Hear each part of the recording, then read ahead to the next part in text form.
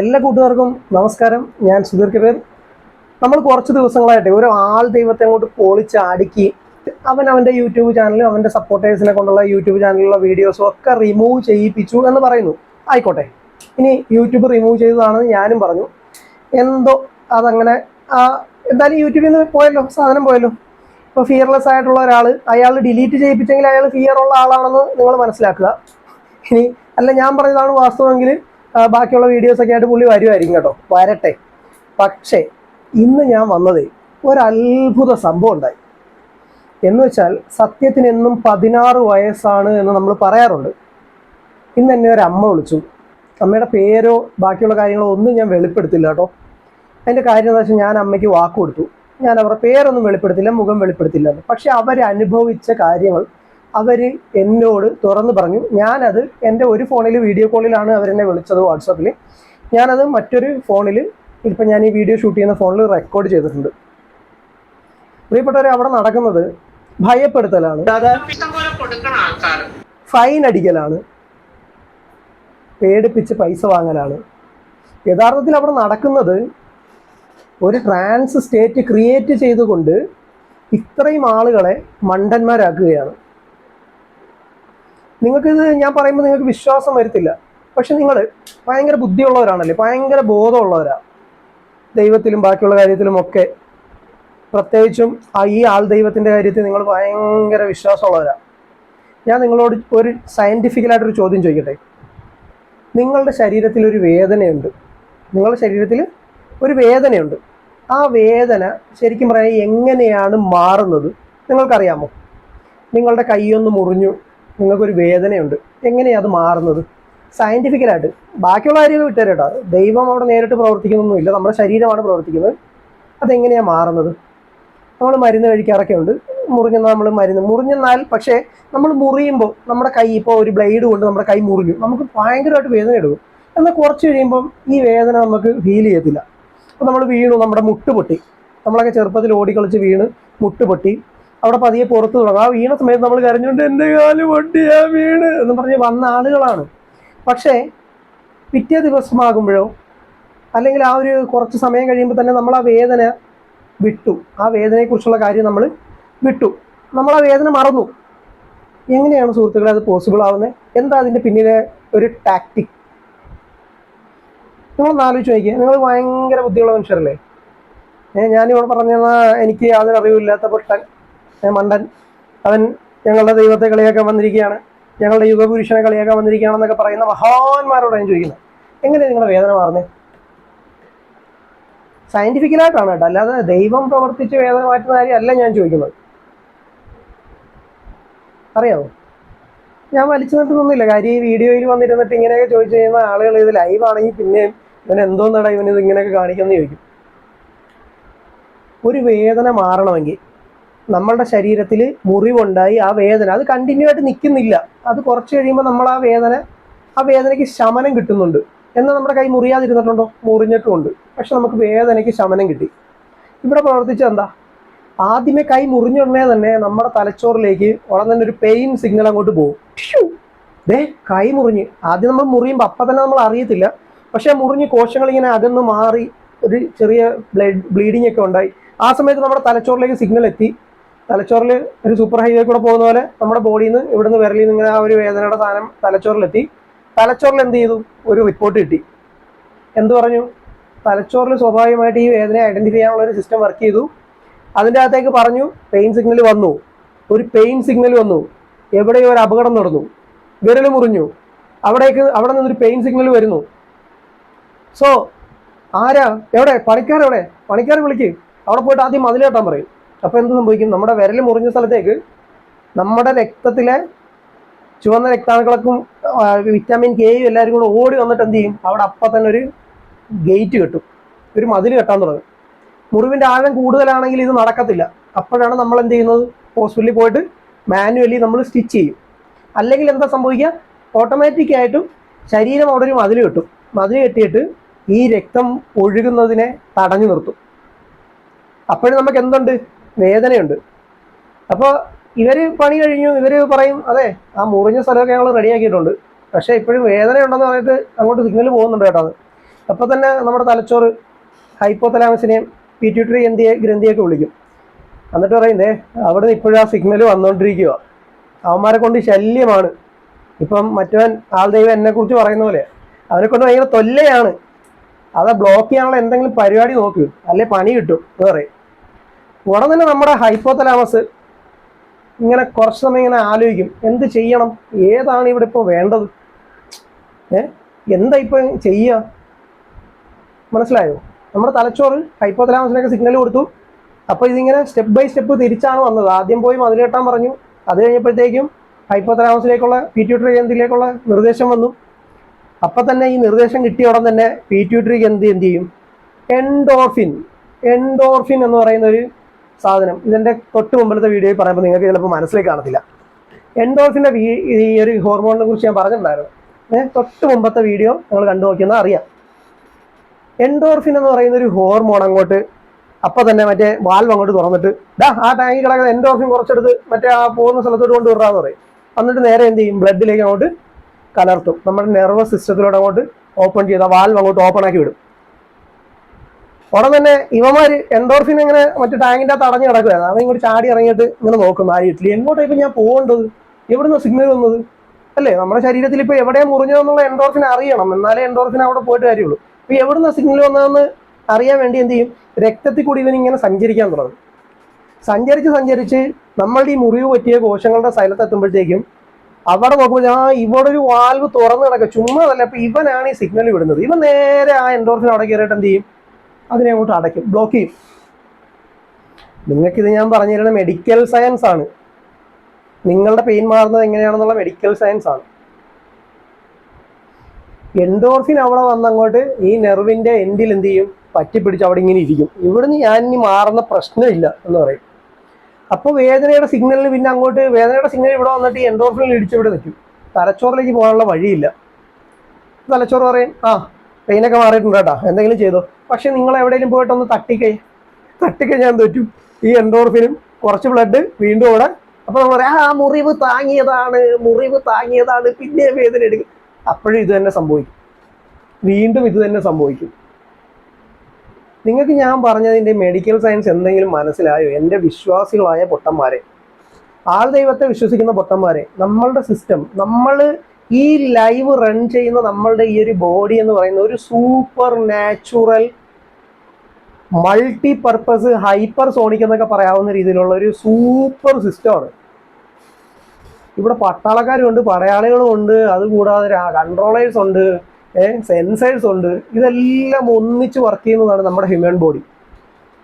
നമ്മൾ മരുന്ന് കഴിക്കുമ്പോൾ ഇതൊക്കെ തന്നെ സംഭവിക്കുന്നത്. മരുന്ന് കഴിക്കുമ്പോൾ ആ മരുന്നിൻ്റെ അകത്ത് നമ്മൾ കൊടുക്കുന്നത് പെയിൻ കില്ലേഴ്സ് ഉണ്ടെങ്കിൽ അവൻ പോയി ഹൈപ്പോതലാമസിൽ പോയിട്ട് പറയും, ഞാൻ അവിടുത്തെ കാര്യം ഏറ്റെടുത്ത്, I will do my best, you wait എന്ന് പറഞ്ഞിട്ട് ഇവൻ പോയിട്ട് പുറത്തുനിന്ന് വന്നാൽ ഞാൻ ഇവിടെ ഉള്ളപ്പം നീ പേടിക്കണ്ട എന്ന് പറഞ്ഞ് നമ്മളുടെ ആമാശയത്തിലെത്തിയ ഗുളിക ശരീരത്തിൽ പടർന്നു കയറി രക്തത്തിൽ കലർന്ന് പതി. അതേസമയം ഇഞ്ചക്ഷൻ എടുത്താൽ പെട്ടെന്ന് നമ്മുടെ വേദന മാറും അല്ലേ? നിങ്ങൾ ശ്രദ്ധിച്ചിട്ടില്ലേ? വേദനയ്ക്ക് പെയിൻ കില്ലർ കഴിക്കുന്നതിനേക്കാളും പെട്ടെന്നാണ് നമ്മൾ പനി, സാറേ എനിക്ക് ഒരു തരത്തിൽ നിൽക്കാൻ വയ്യ, ശരീരം കൊണ്ട് വയ്യെന്ന് പറയാം. ഡോക്ടർ അപ്പം പറയും, അന്ന് ഒരു IV ഒരു ഇഞ്ചക്ഷൻ കൊടുത്തേക്ക്, ഇപ്പം സെറ്റാക്കാം. വേദന മാറും, പെട്ടെന്ന് നമുക്ക് റിലാക്സ് കിട്ടും, പെട്ടെന്ന് നമുക്ക് ആ പെയിൻ മാറും. കാര്യം എന്താ? ഇവ മറ്റവൻ ആ വയറിൻ്റെ അകത്ത് എത്തി ആമാശയത്തിലൂടെ ഇത് ആഗിരണം ചെയ്യപ്പെട്ട് നമ്മുടെ രക്തക്കൊഴലുകളിലെത്തി രക്തത്തിലെത്തി അങ്ങനെയൊക്കെ കുറച്ച് വയറ്റിലേക്ക് പോകുന്നത് നമ്മുടെ ഫോട്ടോ വെച്ച് വഴി പോകുന്ന പോലെ ഇരിക്കും. മറ്റവെന്ന് പറഞ്ഞാൽ നേരെ ബൈപ്പാസ്, ചേർത്തല വയറ്റില്ല, നേരെ വയറ്റിലേക്ക് പോയി ഇറങ്ങും. മനസ്സിലായോ? സിമ്പിൾ. അപ്പം ഇങ്ങനെയാണ് നമ്മുടെ പെയിൻ മാറുന്നത്. നമ്മുടെ തലച്ചോറ് ഉൽപ്പാദിപ്പിക്കുന്ന എൻഡോർഫിനാണ് നമ്മുടെ പെയിൻ മാറ്റുന്നത്. Simple, so simple. നിങ്ങൾക്ക് നല്ല തലവേദന ഉണ്ടെങ്കിൽ നിങ്ങൾ റിലാക്സ് ആയിട്ട് കണ്ണടച്ചിരുന്നിട്ട് നിങ്ങളുടെ തലവേദന ഇപ്പം മാറിക്കൊണ്ടിരിക്കണമെന്ന് ചിന്തിച്ചു നോക്കിക്കോ.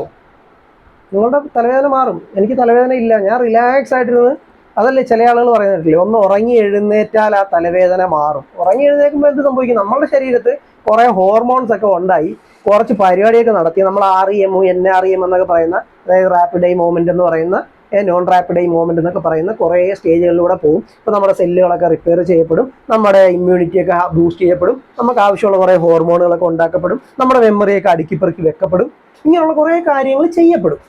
ഇത് ചെയ്യുന്നത് നമ്മുടെ ശരീരമാണ്, അവിടെ വേറൊരു സൂപ്പർ നാച്ചുറൽ പവറല്ല.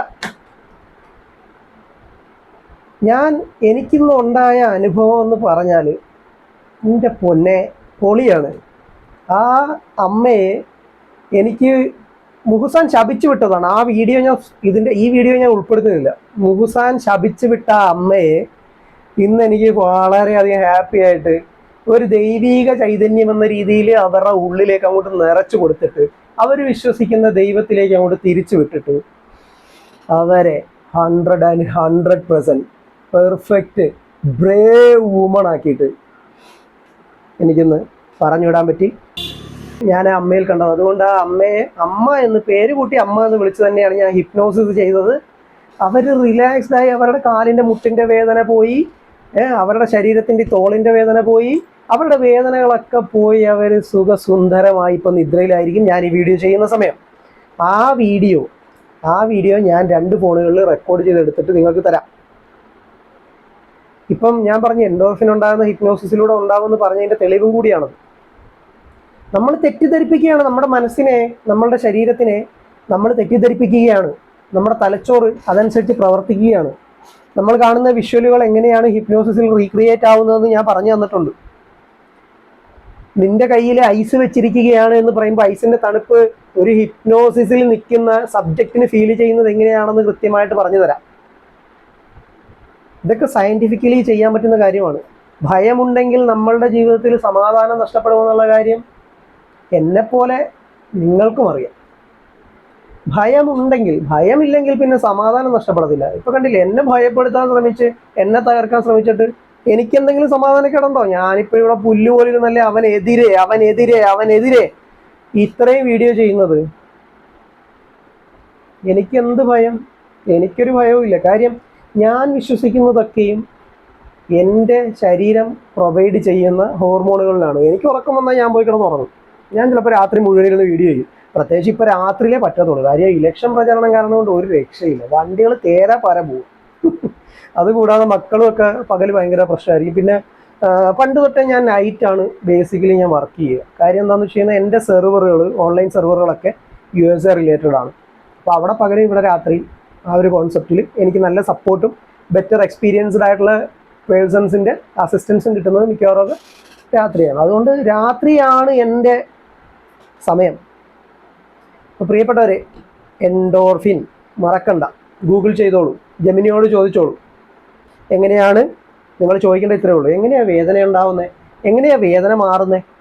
എന്താ ഇതിനു വേണ്ടി തലച്ചോറ് ചെയ്യുന്നത്? ഈ മൂന്ന് കാര്യങ്ങൾ നിങ്ങൾ ഗൂഗിളിനോട് ചോദിച്ചാൽ ഗൂഗിൾ പറഞ്ഞു തരും. ഇത് എപ്പോഴൊക്കെ ഉണ്ടാക്കാം, എങ്ങനെയൊക്കെ ഉണ്ടാക്കാം എന്നും കൂടെ ചോദിച്ചു കഴിഞ്ഞാൽ ഹിപ്നോസിസിലൂടെ ഇത് ഉണ്ടാക്കാം എന്ന് പറഞ്ഞു തരും. മെഡിസിനിലൂടെ ഇത് ഉണ്ടാക്കാം എന്നും പറഞ്ഞു തരും. മെഡിസിൻ ഇല്ലാതെ ഇത്തരത്തിൽ ചികിത്സിക്കാൻ പറ്റുമോ എന്ന് ചോദിച്ചാലും AI കമ്പാനിയൻ, ഗൂഗിൾ, ജെമിനി പറഞ്ഞു തരും. അപ്പോൾ എന്തായാലും ഒരു വിഭാഗം ജനങ്ങളെ ഒരു കാലത്തും നന്നാക്കാൻ പറ്റത്തില്ല. അവർ വിശ്വസിക്കുന്നത് ഇനി അയാളെ വിട്ടു വന്നാൽ അവരുടെ ജീവിതം നശിച്ചു പോകുമെന്നാണ്. കാരണം അത്രമേൽ അവരുടെ സബ് കോൺഷ്യസിലേക്ക് ആഴ്ന്നിറങ്ങിയിരിക്കുന്ന ഈ ഓരോ നിമിഷവും നമ്മൾ കണ്ണടച്ചിരുന്ന് പ്രാർത്ഥിക്കുന്നതിന് തുല്യമായ ഒരു ആക്ടിവിറ്റി ചെയ്യുമ്പോൾ കണ്ണടച്ചിരിക്കുന്ന അവരുടെ മനസ്സിലേക്ക് ഇയാൾ പറഞ്ഞ വാക്കുകൾ പ്രതിധ്വനിക്കുകയാണ്. നിങ്ങളുടെ ജീവിതത്തിൽ ഇനി മുതൽ നാശമാണ്, എന്നെ വിട്ടുപോകുന്നവരൊക്കെ നശിക്കുകയാണ്. എടാ, നിന്നെ എതിർക്കുന്ന എന്നെ ആദ്യം നീ അങ്ങ് നശിപ്പിക്കുക എന്ന് പറഞ്ഞ് വെല്ലുവിളിക്കുന്ന ആളുകളെ ഒന്നും അവന് കാണാൻ വയ്യ.